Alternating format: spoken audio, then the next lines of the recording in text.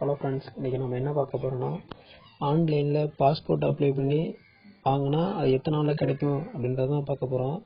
முதல்லலாம் passport apply பண்ணி நமக்கு கிடைக்கிறதுக்கு ரொம்ப லேட் ஆகும். அது இல்லாமல் பர்த் சர்டிஃபிகேட் அப்படின்றது கண்டிப்பாக தேவை. அது இருந்தால் தான் பாஸ்போர்ட் அப்ளை பண்ண முடியும் அப்படின்ற ஒரு நிலைமை இருந்துச்சு.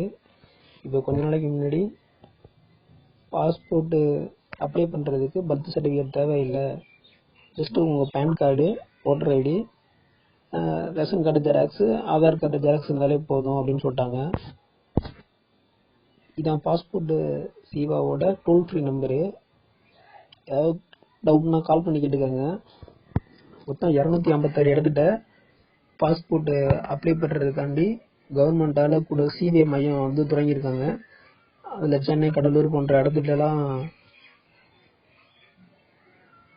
செஞ்சுட்டு இருக்காங்க. கூடிய சீக்கிரம் நம்ம ஏரியாவுக்கும் வரும்.